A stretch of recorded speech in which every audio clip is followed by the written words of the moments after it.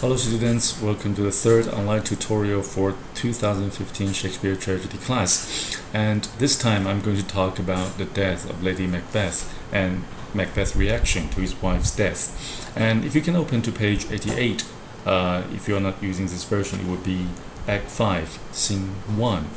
This play is now coming to an end. We know that Macbeth has been really worried about his future fate. He doesn't really know if he can sit on the throne peacefully until he dies or not. So he actually goes to seek the help from the three witches, and some other prophecy has been told to him. But at this moment, we get to know that Lady Macbeth is actually quite helpless in this situation.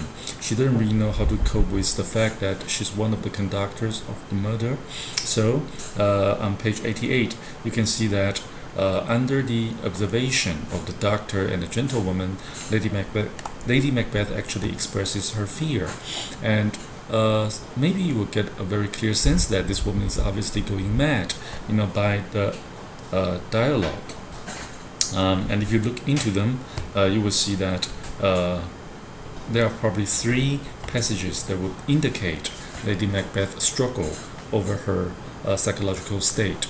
So now look at page 88 and you'll see first she says from line 36, "Out, damn spot, out I say.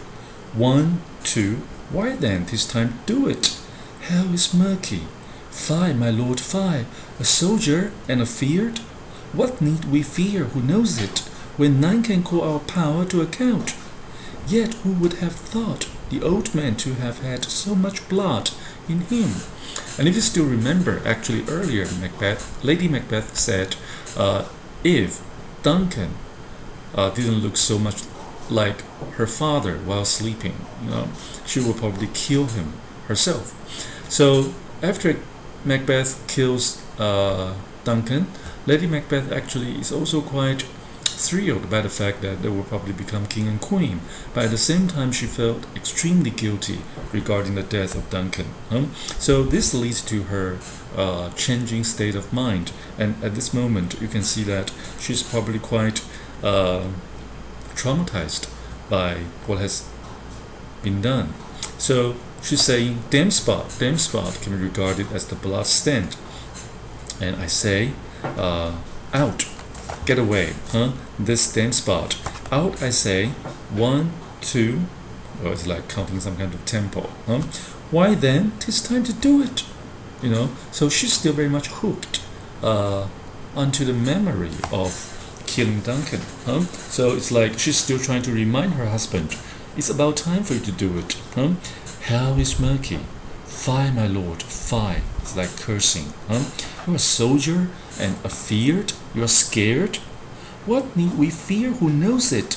Nobody can actually ask us about the things we have done, because we are now at the prime of our power. So, yet who would have thought the old man to have had so much blood in him? How did I know that while killing Duncan, so much blood was spurred out from his body? So you can see that that image of blood has been a very important motif here to drive forth the plot. So Macbeth has a lot of problems to face. Meanwhile, his wife, because she doesn't really hold the power, she's only the queen, so she has to deal with her fear, her worries in her own way. So the first passage actually gives us a feeling that this lady is now in trouble.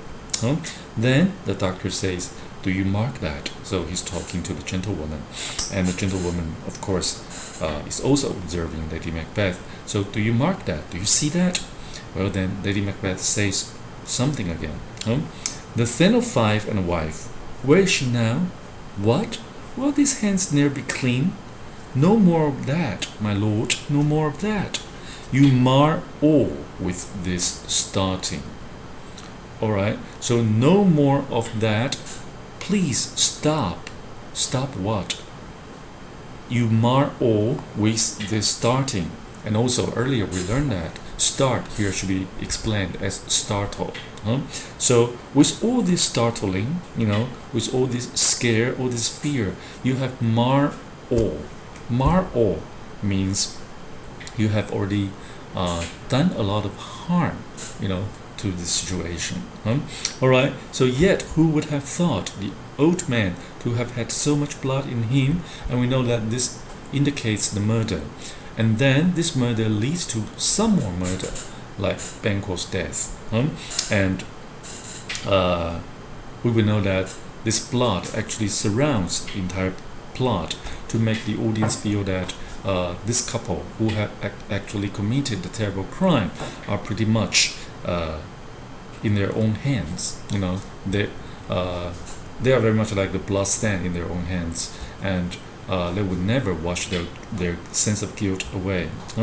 Okay, so then this leads to Lady Macbeth's accusation against her husband regarding the startle he has created. And we know that during the feast, Banquo's ghost appears, and Macbeth is obviously quite startled by the hallucination, and because of his cowardice, because of his fear, somehow they cannot sit on the throne 100% securely or stably. So Lady Macbeth here in the second passage I'm talking about actually says that these hands will never be clean, and for her, her husband's cowardice, that startle he has created, actually has stopped all the happiness they could have enjoyed. Alright, so doctor says, go to, you have known what you should not. And the gentlewoman says, she has spoke what she should not. I'm sure of that. Heaven knows what she has known. Okay, so one says, you know what you shouldn't know. The other says, she says what she shouldn't say. So even though these two are just observers here, very much they indicate the audience inner voice. While we are observing this couple on stage, we have our doubts, we have our judgment, and I suppose somehow we are saying that this woman is now exposing the innermost feeling of herself. Okay, so the next passage, that is, here's the smell of blood still, right? All the perfumes of Arabia will not sweeten this little hand. Oh. So Lady Macbeth saying that this is really a terrible smell that can never be sweetened by the best perfume of Arabia. With all the perfumes that you can find from Arabia, this smell simply wouldn't go, right? So that can be regarded as the deepest self-disgust. She's really disgusted by what she has done, and she's really disgusted by what the kind of life they are now living. So even though they are on top of their power is going to be overturned very quickly, and Lady Macbeth is foreseeing that coming, and she doesn't really have any position to do anything, so she can only look into herself and examine her fear again and again, and very obviously finally she becomes mad because of that. And the next passage you will see that she says, wash your hands, put on your nightgown, look not so pale. I tell you yet again, Banquo's buried, he cannot come out one's grave. So it's like she's still reminding her husband of the kind of thing he should be doing. Instead of feeling scared, he should be more brave in order to sit on the throne, in order to rule a country. Unfortunately, her husband is really a coward inside. Even though he knows that he has some sort of skill in fighting, at the end of the day, he's pushed onto that position of being the king by his wife and also by the witch's prophecy. So somehow, even though he has done some terrible deed, he's on this passive position, and the lady, the wife, seems to think that she's the one who should be reminding her husband all the time. So even though now her mental state is not stable, she's still talking like this. I have told you yet again, Banquo's buried. So that means you don't really have to look like that. Why are you so scared? Banquo is dead, and he cannot rise from his grave.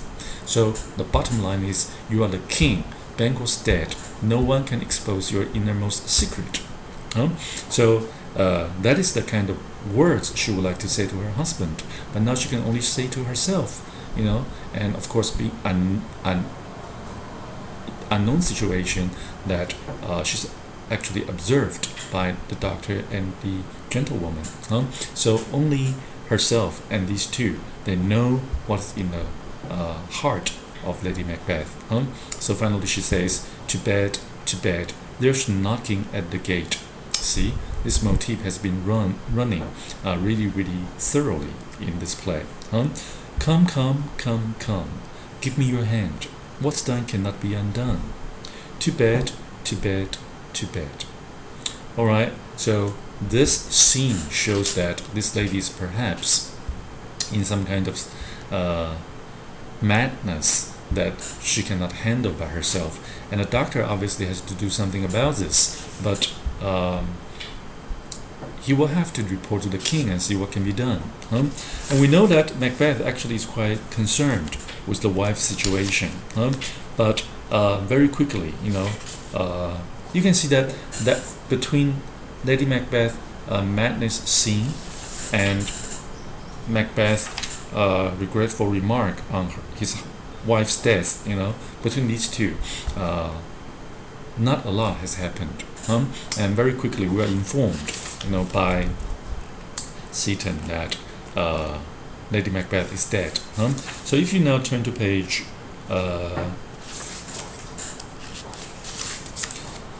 94, in Act 5, Scene 5, you will see that before Macduff finally challenges Macbeth, Seaton, has reported to the king that his wife is dead. Alright, so from line 18 onwards, you will see this really famous quote from Macbeth, the play, and I would like to read it first, and we will explore the meaning of this passage later. So after hearing that his wife is dead, Seaton reports, "The queen, my lord, is dead." And now Macbeth says, "She should have died hereafter. There would have been a time for such a word. Tomorrow and tomorrow and tomorrow creeps in this petty pace from day to day, to the last syllable of recorded time.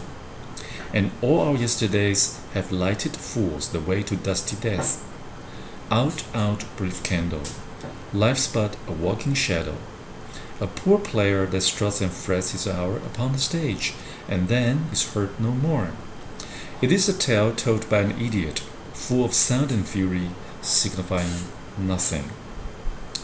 Okay, so I think this is probably a kind of philosophy being posed by the great bard William Shakespeare to tell us what life is all about. This ambitious man, this ambitious wife, they have done something out of their ability or their capacity in order to reach the goal of their lifetime. But at this moment, the lady is dead, and before she dies, she actually went mad. And Macbeth is still handling this tough issue of his enemy coming back to attack him. And finally, he will have to see if he can still rule the country, or he's going to be killed, right? So his life is like this unknown chapter that he will open a book and study, and he's still struggling, like every one of us in our life. So the queen is dead and her life is over. So her struggle is over, her pain is over. But now he's alive, solely, alone. So when he hears that his queen is dead, I suppose you can picture he's now in a very lonely state of mind. So Macbeth says he should have died hereafter. Alright, so yes, from now on, she won't be here. There would have been a time for such a word. No matter who you are, at the end of the day, this word will come. Right? What's the word? Death. Alright? So there would have been a time for such a word to appear. So no matter who you are, no matter what you do, at the end of the day, death will come to grab you. Right? So tomorrow and tomorrow and tomorrow creeps in this petty pace from day to day, Okay, so every tomorrow will creep in this petty pace from day to day. So we reach tomorrow, and then tomorrow, and then tomorrow, even though seem to be petty pace, in slow pace. We move slowly, but we do move from day to day. And this is actually a very famous theory. Every day we live would draw us closer to our death, right? So you fight hard, you work hard, and in this journey, just move to the final destination. That's our deathbed. Okay, so now he really sighs and he says this. So every tomorrow creep in this slow pace from day to day to the last syllable. So now he kind of compares our life to a word. So gradually from one letter to the next one to the next one, and it will draw us to the last syllable. Okay, so to the last syllable of recorded time. So to the final bit of a recorded time, and recorded time means a period of time that's recorded. So that means our lifetime, right? So every tomorrow will draw us to our final day in life. And all our yesterdays have lighted fools the way to dusty death. So then tomorrow becomes yesterday, tomorrow becomes yesterday, and these yesterdays which is paved the way for us to walk to our dusty death. Out, out, brief candle, life's but a walking shadow. Alright, this is a very beautiful image. So out, just go off, brief candle. This brief candle very much like our brief life. This entire life is just a walking shadow. It's nothing substantial. Even you try really, really hard to, seize your days, still these days will just slip away, without yourself knowing. So the entire life is just a walking shadow. And also, this life is very much like a poor actor, that struts and frets his hour upon the stage, and then is heard no more. This actor is not a wonderful actor. He's actually a poor actor who doesn't really have wonderful skills in acting. And this poor actor, when he doesn't know how to perform on stage, he would just struts and frets, like hesitates, walking around, and waste his hour upon the stage. And once he finishes the bit, he would just leave the stage, and then is heard no more. Alright? Okay, so I suppose some of you might have already got this kind of feeling. Life is just like that. No matter how hard you try, finally, you have to leave this stage. And most of us are really not very skillful in mastering our life. And therefore, we simply strut and fret our hours upon the stage. And once we're gone, we are not heard anymore. Right? And this is very much like everyone's life. Alright, it is a tale told by an idiot. I suppose this is actually a very interesting comparison. Life is a tale told by an idiot. This idiot obviously doesn't really know how to tell the story. Full of sound and fury, signifying nothing. We know when an idiot is talking, very often he doesn't really grasp the meaning of the words. And therefore, he would just talk like, trying to try to imitate how a story is told, but he didn't really make sense. So he would try to mimic that kind of feeling of a story being told, full of sound and fury.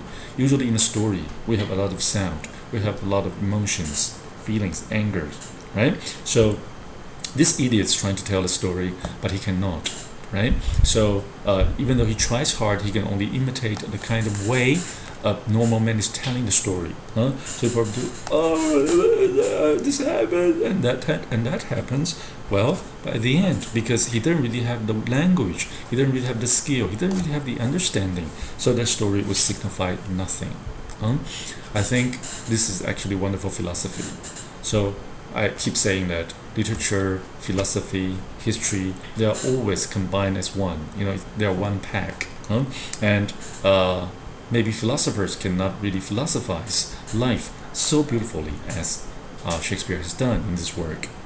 So now, looking back, Macbeth has the feeling that he did try hard, he did struggle very, very energetically, in many ways, but still, life drove him to his death. And this obviously foreshadows his own death.